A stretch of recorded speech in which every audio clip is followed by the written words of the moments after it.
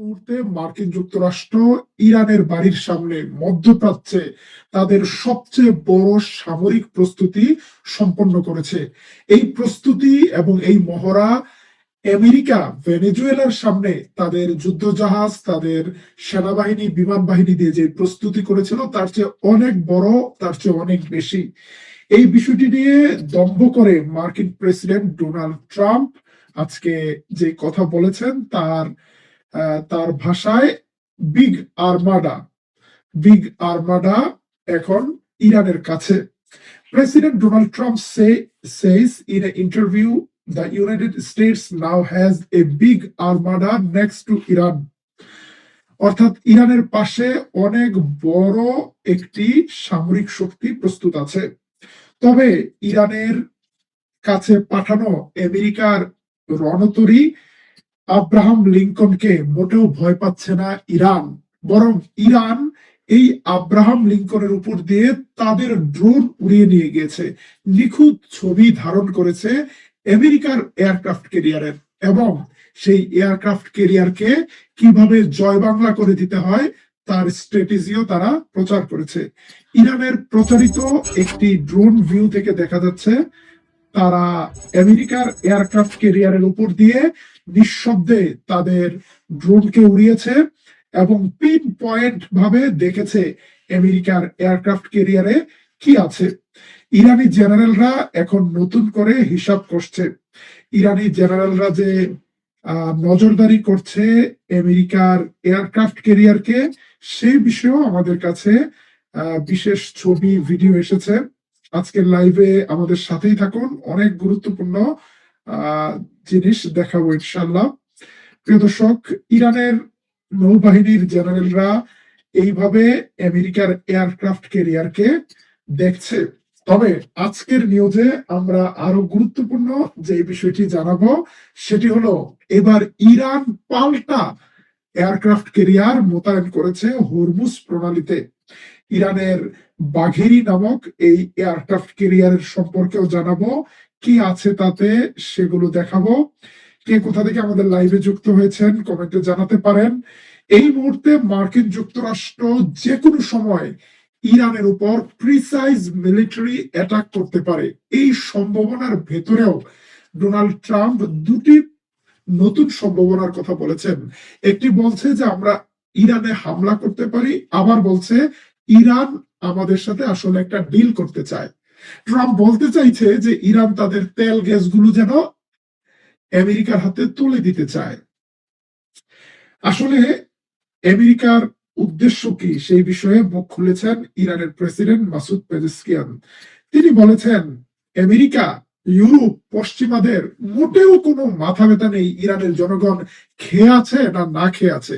ইরানের জনগণের কল্যাণ নিয়ে তাদের চিন্তা করার কোনো টাইম নেই।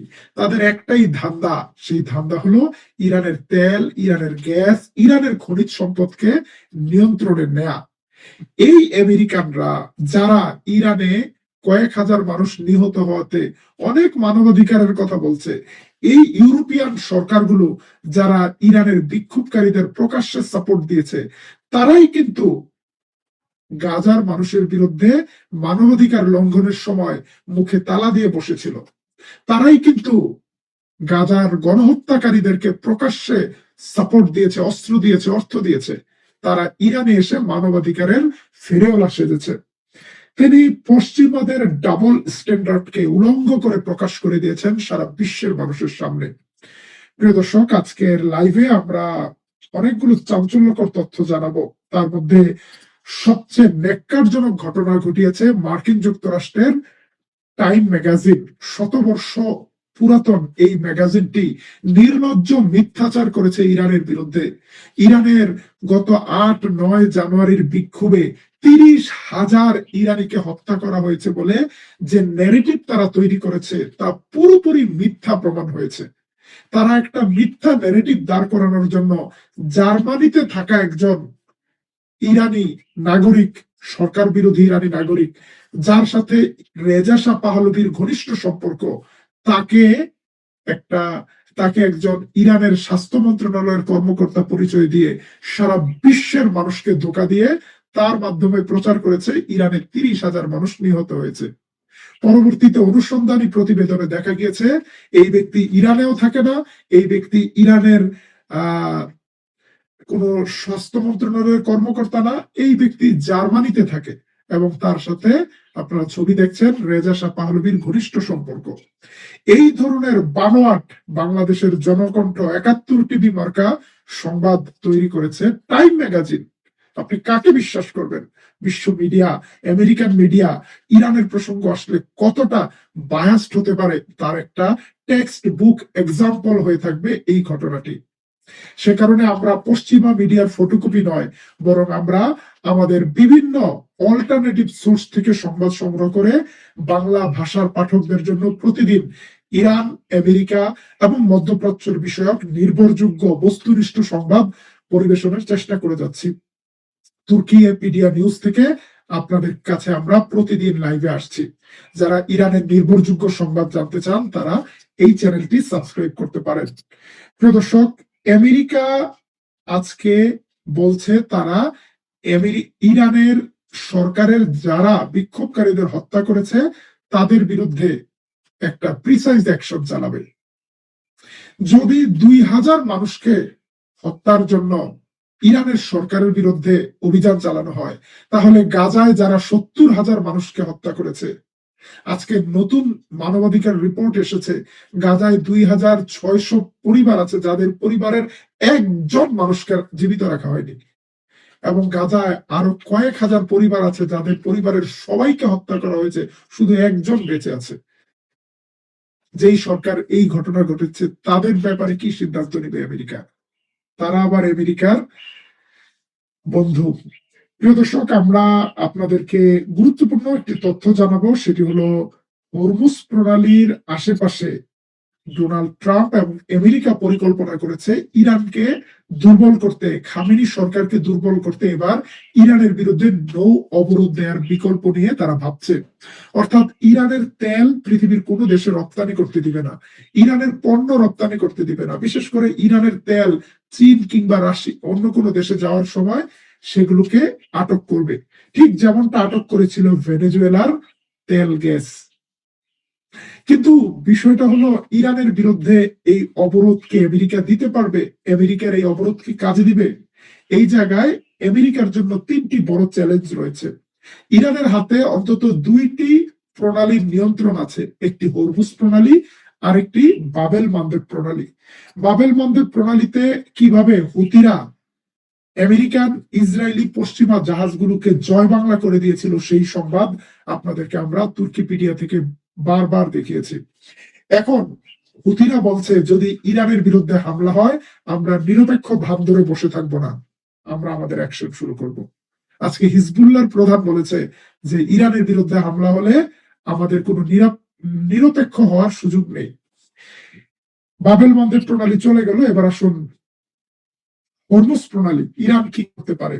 ইরান তাদের হাতে যে এন্টি ট্যাঙ্ক মিসাইল আছে এবং বিভিন্ন মিসাইল আছে সেগুলো শুধু হরমুজ প্রণালী নয়, 2000 কিলোমিটার দূরে আমেরিকার নৌবহরের বিরুদ্ধে অ্যাকশন নিতে সক্ষম।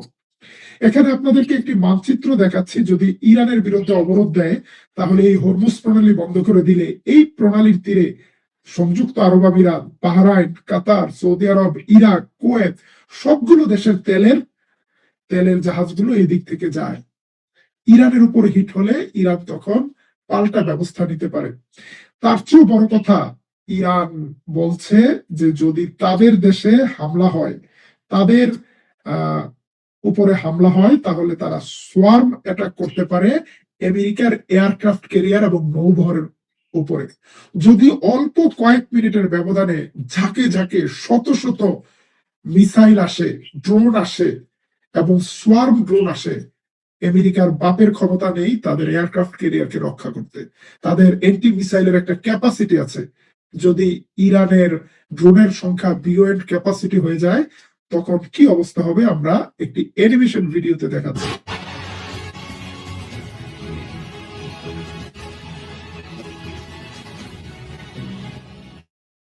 ধরুন যে আমেরিকার ড্রোন আমেরিকার যুদ্ধ জাহাজকে টার্গেট করে যদি একের পর এক বিভিন্ন ড্রোন থেকে এইভাবে মিসাইল ছুটতে থাকে এবং ঝাঁকে ঝাঁকে মিসাইল আসতে থাকে, তাহলে যে পরিস্থিতি তৈরি হতে পারে সেই পরিস্থিতি কন্ট্রোল করা আমেরিকা কেন পৃথিবীর কোন সুপার পাওয়ারের ক্ষেত্রে সম্ভব নয়। ইতিমধ্যে ইরান তাদের সাধারণ মিলিটারি ড্রোনের পাশাপাশি তারা বিপুল পরিমাণ সোয়ার্ম ড্রোন তৈরি করেছে, যেই ড্রোনগুলো আকারে ছোট, পাখির ঝাঁকের মতো, আবাবিল পাখির মতো, তো ইরান আবাবিলের মতো ছুটে যায়। এই পরিস্থিতি হলে আমেরিকার জন্য খুব বড় পিকনিক হবে না। ইতিমধ্যে আমরা আরেকটি গুরুত্বপূর্ণ সংবাদ দিচ্ছি যে হরমুজ প্রণালীর নিয়ন্ত্রণ নিতে ইরান এবার তাদের নিজস্ব এয়ারক্রাফট ক্যারিয়ার বা ড্রোন ক্যারিয়ার বাঘেরিকে মোতায়েন করেছে। বাঘেরি এখন ভেসে চলছে হরমুজ প্রণালীর কাছে। আমাদের কাছে যেই ছবি এসেছে তাতে বেশ কয়েকটি ফাইটার জেট দেখা গিয়েছে নতুন মডেলের। এই ফাইটার জেট গুলো সম্ভবত ইরানের নিজস্ব তৈরি 313 মডেলের ড্রোন ফাইটার জেট, এবং এই ড্রোন ফাইটার জেটের পাশাপাশি আরেকটি নতুন মডেলের ফাইটার জেট আমরা দেখতে পেরেছি। সেই সাথে ইরানের বহুল আলোচিত শাহেদ ড্রোন এখনো রয়েছে এই বাঘেরির পেটের ভেতর। এই অবস্থায় ইরান যে ভেনেজুয়েলা নয় সেই বিষয়টি ইরানের পক্ষ থেকে বারবার জানিয়ে দেওয়া হচ্ছে। তাদের দেশে যদি হামলা চালানো হয় তাহলে তারা কোনো ধরনের ছাড় দিবে না। প্রিয় দর্শক, আজকে ইরান এমন একটি পরিস্থিতিতে আছে তাদের দেশে হামলা করার জন্য এখন এখন নানা রকম অজুহাত খুঁজছে আমেরিকা। আজকে ইসরায়েলের প্রধানমন্ত্রী নেতানিয়াহু গতকাল বলছে যদি ইসরায়েলে হামলা হয় ইরানকে দাঁত ভাঙার জবাব দেওয়া হবে। কে বলেছে ইসরায়েলে হামলা করার কথা? এই মুহূর্তে একবারও ইরান বলেনি তারা ইসরায়েলে হামলা করবে, বরং এখন পশ্চিমারা নানা রকম অজুহাত খুঁজছে। তারা তাদের পরিকল্পনাকে পূর্ণাঙ্গ জায়গায় নিয়ে এসেছে। যে কোনো সময় যে কোনো একটি বাহানা অথবা ফলস ফ্ল্যাগ অপারেশন কথা বলেও ইরানে হামলা হতে পারে। আবার ইরানকে প্রচন্ড রকম চাপ দিয়ে ইরান থেকে তেল, গ্যাস, বিভিন্ন রেয়ার আর্থ নেয়ার একটি চুক্তিও করার চেষ্টা করতে পারে ডোনাল্ড ট্রাম্প। দিন শেষে ট্রাম্পের আসল টার্গেট ব্যবসা করা। এই জায়গায় ইরান অনমনীয় ভাব দেখাচ্ছে। ইরান যেমন তেল গ্যাস দেওয়ার ব্যাপারেও কোনো ডিল করার কথা বলেনি, আবার ইরান তাদের দেশে হামলা হলেও ছেড়ে দেবে না সেটি বলছে। আজকের লাইভ শেষ করব ইরানের পররাষ্ট্রমন্ত্রী আব্বাস আরাকচির বক্তব্য দিয়ে।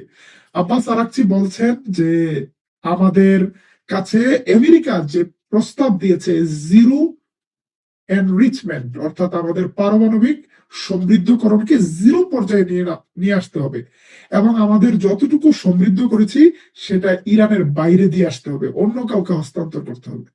তিনি বলছেন দিস ইজ নট রিয়েলিস্টিক, এটা বাস্তবসম্মত নয়।